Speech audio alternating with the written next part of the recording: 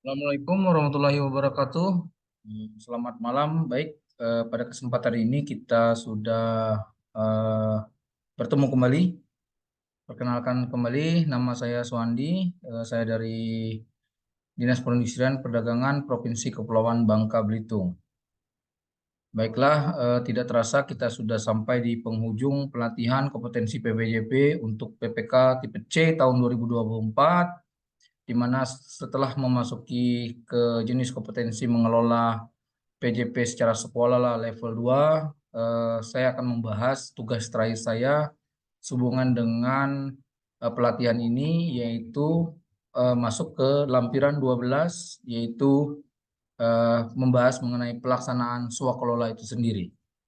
Jadi pada kesempatan ini kita akan menjelaskan mengenai pelaksanaan yang dilaksanakan, yang nanti akan diikuti dengan berita acara serah terima pekerjaannya, pemeriksaan dan lain-lain. Saya akan langsung masuk ke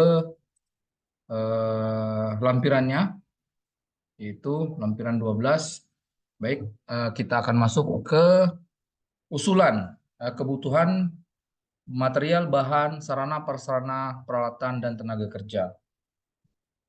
Intinya usulan ini adalah dari pihak pelaksana swaklola kepada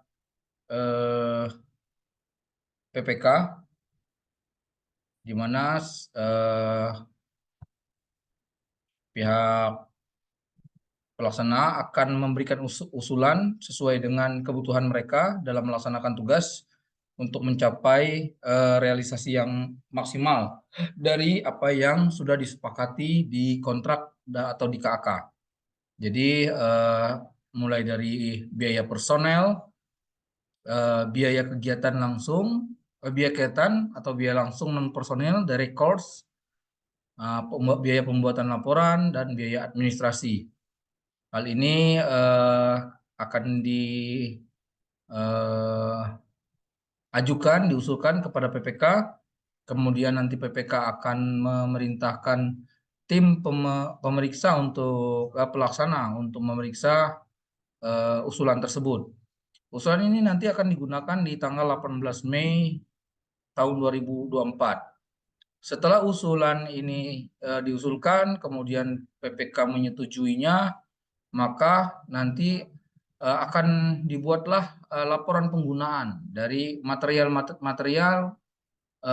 bahan atau sarana prasarana, peralatan, dan tenaga tersebut. Dan ini adalah uraian penggunaannya. Jadi kemudian dicek satu persatu di akhir, kemudian dilihat berapa persen penggunaan dari anggaran ini oleh pihak pelaksana swaklola. Dan nanti hasil laporan ini juga tentu akan ditandatangani oleh kedua belah pihak, yaitu oleh tim pelaksana dan pejabat pembuat komitmen. Dan setelahnya kemudian setelah selesai, tentu selesai pemeriksaan penggunaan material tadi, artinya kegiatan tersebut sudah selesai, maka langkah selanjutnya yang akan dilakukan oleh pihak pelaksana adalah menyerahkan hasil pekerjaan. Jadi penyerahan hasil pekerjaan ini tentu dari pihak pelaksana kepada pejabat pembuat komitmen. Kemudian dibuatlah permohonan penyerahan hasil pekerjaan yang ditandatangani oleh ketua tim pelaksana, diserahkan kepada pejabat pembuat komitmen. Kemudian setelah kegiatan diserahkan, maka PPK akan menerima dan melakukan pemeriksaan terhadap hasil pekerjaan tersebut. Nah, hasil pekerjaan tersebut ini akan diperiksa langsung oleh PPK, baik secara spesifikasi ataupun kesesuaian dari kontrak, dari isi terhadap kontrak yang telah disepakati. Nah, nanti hasil di berita acara serah terima hasil pemeriksaan ini akan ditandatangani kedua belah pihak, baik yang menerima ataupun yang menyerahkan. Yang menerima yaitu pihak pejabat pembuat komitmen, yang menyerahkan ketua pelaksana dari Ikatan Bimbingan Indonesia, yaitu Bapak Okta Hardiansah. Setelah berita acara hasil pemeriksaan ini tentu dilengkapi dengan lampiran. Dan lampiran ini adalah pekerjaan yang dilaksanakannya. Untuk itu akan dilakukan cek dan dicek, kemudian diberikan catatan apakah pekerjaan tersebut dilaksanakan dengan baik, apakah perlu perbaikan atau dan lain-lain. Jadi dari 9 uraian pekerjaan yang telah disepakati di kontrak, maka dicek satu persatu, baik secara jumlah, volume, ataupun secara kesesuaian dari hasilnya. Setelah dicek dengan beri keterangan, kemudian kita juga mengecek dokumen pendukungnya, kelengkapan dokumen pendukung, yaitu surat penunjukan penyedia sudah ada atau belum, kemudian surat SPMK-nya, fakta integritas atau formulir isian kualifikasi. Kemudian yang akan diperiksa selanjutnya adalah realisasi keuangan. Jadi kita akan memeriksa realisasi keuangan dari pelaksana pekerjaan. Kita akan cek satu persatu, kemudian kita akan melihat di bagian mana yang tidak 100%. Nanti kita akan bisa melakukan analisa apakah tidak diberlanjakan keseluruhannya atau terjadi efisiensi terhadap anggaran.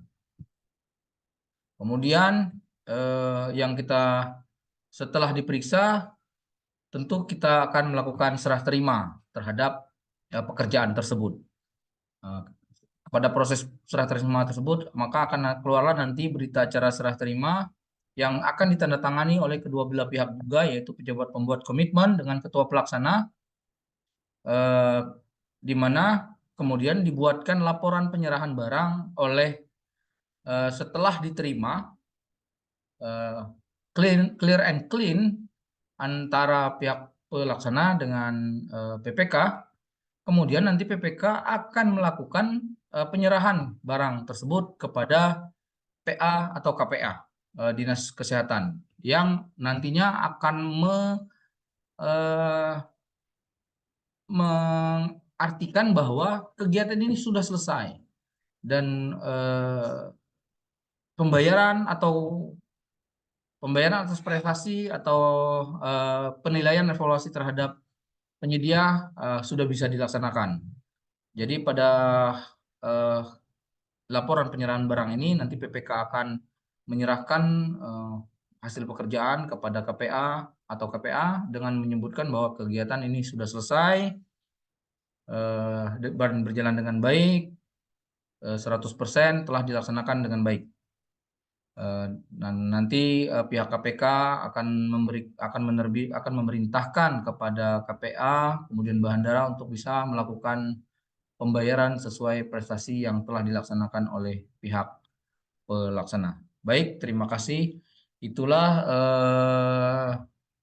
laporan yang telah saya buat mulai dari lampiran 1 sampai lampiran 12. Mudah-mudahan bisa memberikan pencerahan bagi saya, bisa merefresh kembali apa itu yang dimaksud dengan pengadaan, baik itu pengadaan tipe 1, tipe 2 atau swakalola dan lain-lain. Mudah-mudahan bisa merefresh saya dan bisa mengingatkan saya, membantu saya dalam melaksanakan pekerjaan-pekerjaan saya selanjutnya.